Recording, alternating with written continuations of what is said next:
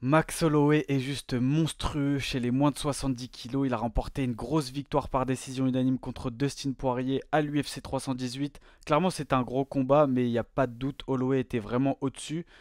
Personnellement, toi, je sais pas, Mehdi, mais moi, je suis vraiment hypé pour une revanche avec Ilia Topuria. Je sais pas ce que t'en penses, toi.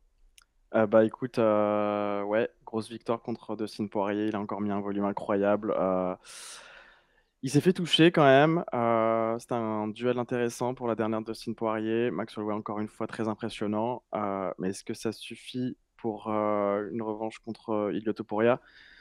Je ne sais pas. Je t'avoue que je Hmm. suis pas forcément très hypé par ce scénario-là. Il y a d'autres options. On va peut-être en parler aussi dans le podcast, mais c'est Ouais. vrai que quand tu prends un KO face à un gars comme Ilia Topuria qui est en pleine montée, qui est en pleine ascension et qui a aussi d'autres ambitions au-delà de la catégorie de 70, c'est assez impressionnant, hein. Ilia Topuria, il est sur un nuage. Ouais. Euh, c'est vrai que bah, ça pose question. Là, faut pas oublier que Dustin Poirier, qu'il vient de battre, était numéro 6 chez les lightweight.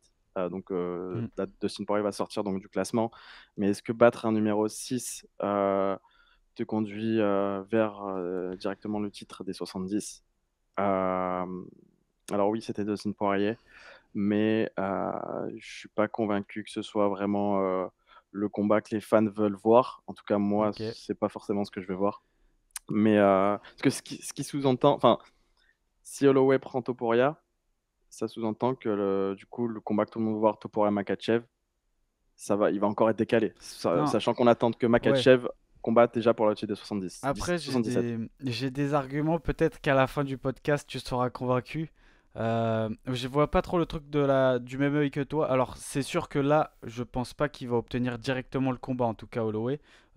Mais par contre, juste de revoir, tu vois, on avait vu face à Justin Gaethje, on se rappelle à l'UFC 300, la performance incroyable. À l'époque déjà, je donnais Gaethje gagnant. Il m'a fait mentir. C'était encore pire que contre Poirier. C'était vraiment une grosse domination. KO à la fin. Ici, là, il refait une presta de fou à la fin du combat, les 10 dernières secondes. Oh, euh, Centre de l'octogone. Et là, t'as vu que Poirier était pas bien. Il a senti que le KO allait venir. Et il l'a dit même en conférence de presse d'après combat. Il a échangé quelques coups. Il a dit on va s'accrocher. Euh, En clinch. Donc, tu vois, bref, Holloway, il est vraiment terrifiant. Je le trouve boosté en poids léger. Même, tu vois, physiquement, je le trouve même gonflé un peu. Vraiment très costaud, très puissant. J'ai l'impression aussi que même il s'est fait drop dans le deuxième round par Poirier, j'ai l'impression que son menton aussi est toujours là. Et pour moi, là, il y a deux options, on va dire, plus probables, les plus probables pour Holloway chez les moins de 70 kilos. C'est la première option, je pense, c'est ce qui va se passer. C'est une revanche avec Charles Oliveira. Donc les deux hommes, ils se sont affrontés en 2015. Ça s'était fini par ticket au premier round après que Charles Oliveira se soit blessé à l'épaule. Actuellement, Oliveira est troisième, Max Holloway cinquième. Il vient de battre le sixième. Il a déjà battu Justin Gaethje qui est quatrième.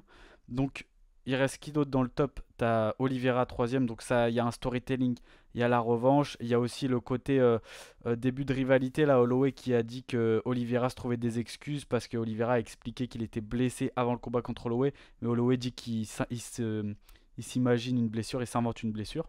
Donc tu vois, il y a un petit début de ouais. rivalité, plus il y a un storytelling. Dana White, il a dit aussi qu'il était chaud pour que ça se fasse pour la ceinture BMF, parce qu'on rappelle que Max Holloway a défendu sa ceinture BMF face à Dustin Poirier. Et il y a aussi du coup la revanche avec Ilia Topuria, le champion, qui a réagi après le combat en arguant un petit peu parce que lui il a battu, comme tu l'as dit, battu Holloway par KO en octobre à l'UFC 308. C'était pour la ceinture de champion des poids plumes à l'époque, mais la ceinture BMF que Holloway avait déjà décrochée en battant Justin Gaethje n'était pas en jeu. Donc là, ce serait l'occasion de refaire une revanche avec la ceinture BMF et la ceinture de champion des poids légers que Topuria a décroché en mettant Oliveira KO. Tu vois, ça pourrait faire aussi un petit storytelling.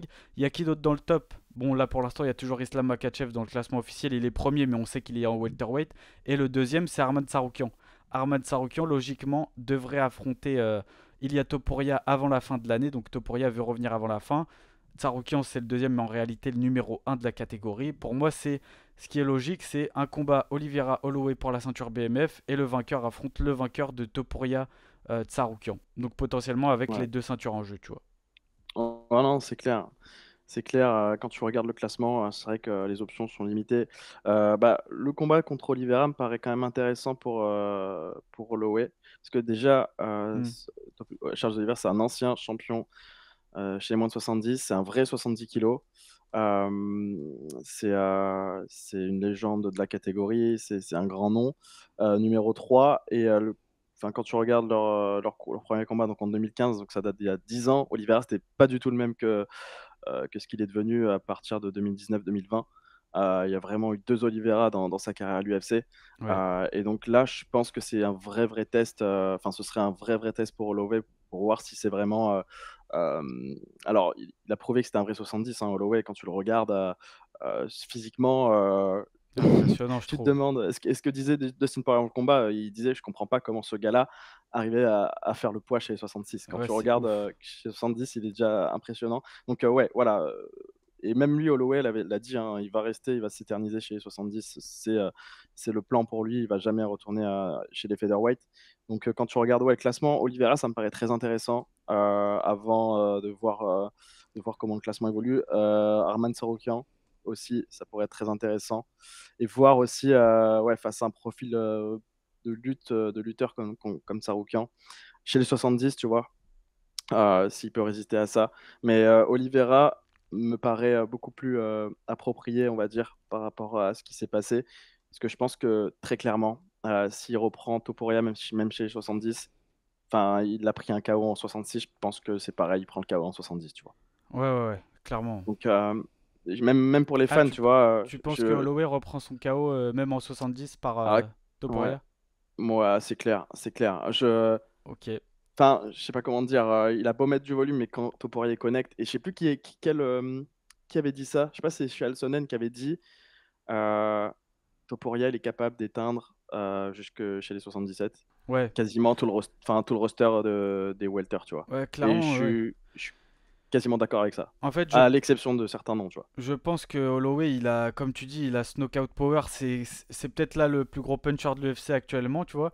Mais et c'est sûr que si il se refait toucher comme en poids plume, Holloway, il va être mis KO. De toute façon, tu peux pas résister à la puissance de Topuria en ce moment, j'ai l'impression. Moi, là où je suis hypé, c'est parce que bon, déjà, il est en poids léger et je crois qu'il met autant de volume que quand il est en poids plume. Ça reste Max Holloway. Là, face à Dustin Poirier, il a mis 198 frappes significatives sur 375 lancés. Dustin Poirier 109 sur 255. Donc déjà, rien que le gap face à un gars comme Poirier, qui est quand même un mec qui est dans le volume aussi, c'est énorme.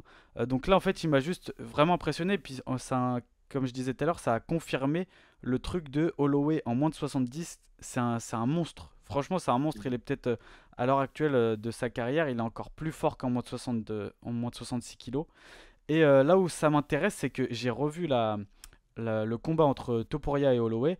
Et honnêtement, même si Topuria a expliqué qu'entre Volkanovski, Holloway et Oliveira, c'est Volkanovski qui lui a posé le plus de problèmes, pour moi, d'un œil extérieur, j'ai l'impression que c'est plutôt Holloway parce que dans l'entame du troisième round, les deux sont fatigués parce que c'est un combat très intense. Techniquement, tu as aussi le côté Topuria qui met une pression. Ils sont tous les deux dans la réflexion, etc. Mais honnêtement, Topuria, il est marqué. Il est entamé physiquement, je sais pas s'il serait allé jusqu'au 5 rounds. Il surprend Holloway avec un bras arrière très puissant. Après, la machine était lancée. Mais jusqu'ici, Holloway faisait un combat presque parfait. Je crois que les rounds étaient assez serrés. Ils étaient Bah, pour il gagnait les Topuria. 2 premiers rounds, hein. C'était plutôt pour Topuria au niveau des juges. Mais c'était très serré, tu vois. Et il faisait un combat parfait en fait. Donc si il esquive, il évite ce KO franchement, après le troisième round, moi je pense qu'il a un super coup à jouer au niveau de son volume et tout. Moi j'ai envie de voir cette revanche, tu vois, ça Mmh. me hype vraiment. Et en plus, tu as encore une fois ce côté, il y a la revanche, ça reste disputé avant le KO, tu as les deux ceintures en jeu, donc moi ça me hype, tu vois. Ouais. Bah, ouais, c'est vrai que, bah, si ce combat venait à être annoncé, je serais content quand même, tu vois? Mais je trouve ça dommage de le faire, dans la foulée là pour, Holloway. Ouais, pas tout de suite. Enfin, Mais de mon aussi, point il de y vue. a un autre argument que je voulais dire, c'est qu'en moins de 70, je pense que le gap de gabarit sera encore plus en faveur de Max Holloway, là clairement. Et on a vu face à Oliveira, tu vois, Topuria, bon, il l'a éclaté, premier round KO, on sait. Mais dans les phases de clinch, t'as Topuria qui se faisait pas mal bousculer par Oliveira quand En c'était vraiment de puissance, tu veux dire? 70. par rapport au gabarit et de la puissance des Ouais, 70. Ouais. clairement. Je pense il y aurait un avantage encore plus conséquent pour Holloway à ce niveau-là, avec son Mmh. allonge, plus sa puissance et tout. Donc ça Bah, m'intéresserait, ouais. mais comme tu le dis, pas tout de suite. Là, j'aimerais quand même voir cette revanche contre Oliveira. Ça, c'est intéressant au niveau sportif. C'est logique, c'est intriguant. C'est deux légendes qui sont plutôt vers la fin de leur carrière. Oliveira, on sait qu'il peut battre n'importe qui, ça reste Oliveira. Holloway, là, il est en feu chez les poids légers. Est-ce qu'il va éviter les pièges d'Oliveira en grappling? Est-ce que Holloway sera supérieur debout? Il y a l'opposition du style boxeur en volume d'Holloway et Muay Thai clinch d'Oliveira. Je pense qu'Oliveira il peut aussi embêter Holloway. Tu sais, c'est vraiment, de toute façon, comme on dit toujours en MMA, les styles font les combats. Combat intéressant 10 ans après le premier, ils ont beaucoup évolué et même Dana White, il est assez ouvert, comme je disais tout à l'heure, même pour la ceinture BMF. Donc je pense que ce serait une bonne option, quoi. Ouais, ceinture BMF, c'est vrai qu'après la remettre en jeu, ça peut être aussi, ouais, une option. Tu dis, derrière lui, il y a Dan Hooker, numéro 7, mais je suis pas sûr que ce soit, regardé derrière, que ce Hmm. soit vraiment le plan pour lui aussi, et même pour l'UFC, tu vois. Même si ça donnerait un super combat sur le papier, franchement, ça me Et plairait puis de voir ce ça. serait aussi digne d'un BMF finalement. BMF pour moi, je sais pas ce que tu en penses, mais pour moi c'est le gars qui affronte tout le monde, qui fait des guerres. Et c'est ça en fait. Et bon, il manque le côté bad boy qu'il y avait au début avec Ned Diaz et Masvidal. Holloway, je trouve, même Poirier, les Gaethje, ils ont pas trop ce côté bad boy, en tout cas pas maintenant, pas actuellement. Ah, dans la cage, oui, Mais dans la mais à cage, ouais, l'extérieur, ouais. c'est Mais à ça. l'extérieur, c'est vrai que le comportement aussi, et c'est pour ça qu'elle a été inventée d'ailleurs, cette ceinture avec Nate Diaz et Masvidal, comme tu le dis. Mm. Et là, au fur et à mesure, vu qu'ils vont la garder, ils n'ont pas le choix que de la donner à des gars aussi.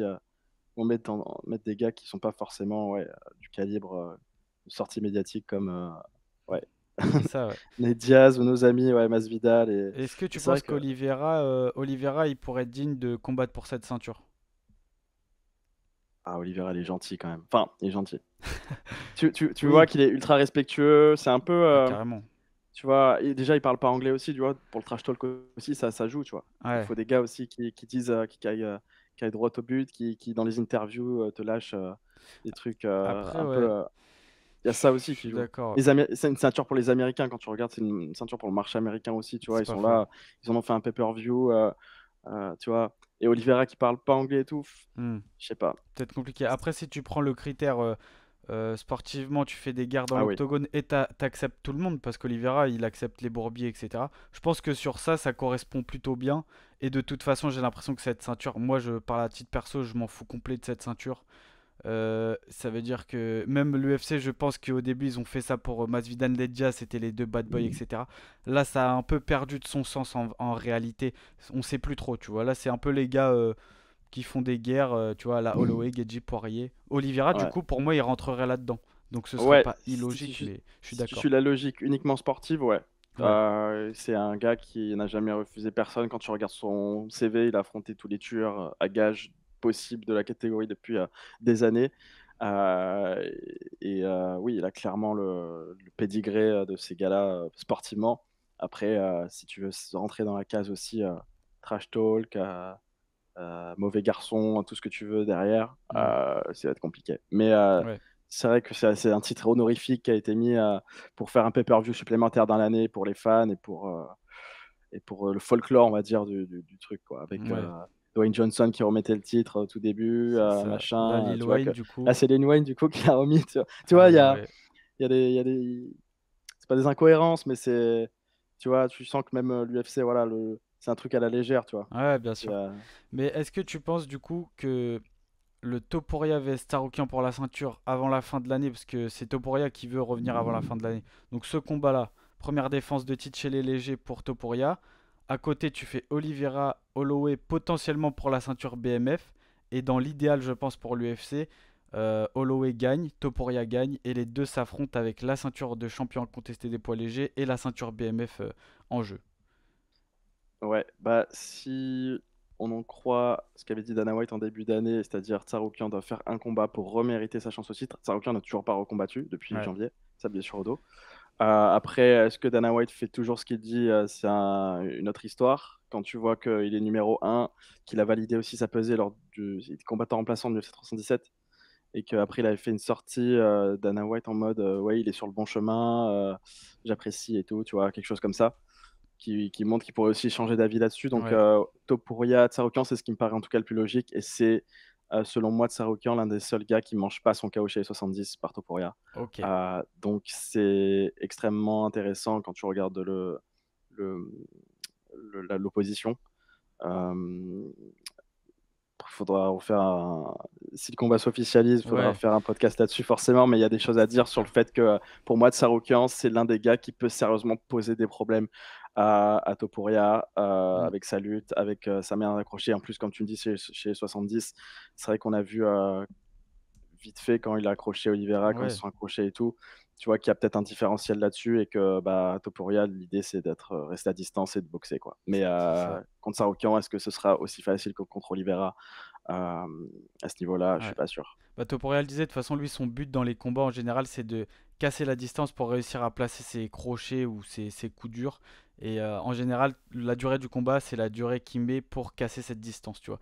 Mais je suis d'accord avec toi, Tsaroukian, c'est hyper intéressant. En termes d'opposition, c'est aussi très logique au niveau du classement. Il y a aussi le Paddy Pimblett, mais je pense que Paddy Pimblett aura un combat avant d'affronter Topuria. Mais l'UFC, on sait qu'ils veulent entretenir cette rivalité. En tout cas, il y a beaucoup de choses, je pense, qui vont arriver chez les poids légers. Là, C'est ça clair. reste l'une des divisions les plus divertissantes de l'UFC, quoi qu'on en dise. Et on verra tout simplement ce qui se passera pour C'est Topuria, clair. pour Loé, pour Oliveira. Ouais, ouais, non, t'as tout dit, hein, ouais, une des divisions les plus intéressantes Mhm. de l'UFC et qu'il y a plein de choses qui vont arriver. Et, et on va voir ça. De voir ça, c'est vrai que Paddy Pimblett, dans l'équation, tu te dis, il avait fait son face-off avec Topuria, mais là, il est numéro 10 du classement. Euh, On sait pas trop où ils vont le placer, tu vois. Mais ouais, je sais pas du tout. Franchement, Pimblet, je pense que ce serait peut-être un Geji, tu vois. Pimblet Geji, et s'il gagne, le but c'est qu'il affronte Topuria, quoi. Et ça ouais, ferait aussi, t'as alors, Poirier qui est parti en retraite, ça ferait aussi reculer un petit peu les anciens, les vétérans de la division pour laisser place au renouveau. Déjà, t'as Topuria qui a pris la relève et tu vois Pimblet qui se rajoute dans l'équation petit à petit, ça, le top se transforme quoi. ouais. Non, mais nouvelle Non, génération qui arrive en force. exactement. Voilà les gars, bah dites-nous en commentaire ce que vous pensez qui va se passer chez les poids légers. Est-ce que vous aimeriez voir ce Max Holloway vs Oliveira et Max Holloway vs Ilia Topuria? Dites-nous tout ça en commentaire. Si vous avez apprécié ce contenu, mettez un like, partagez, abonnez-vous et activez la cloche pour ne pas manquer les prochaines vidéos. C'était Mehdi et Lorenzo. Nous on se dit à la prochaine sur Actu MMA. Ciao. Salut.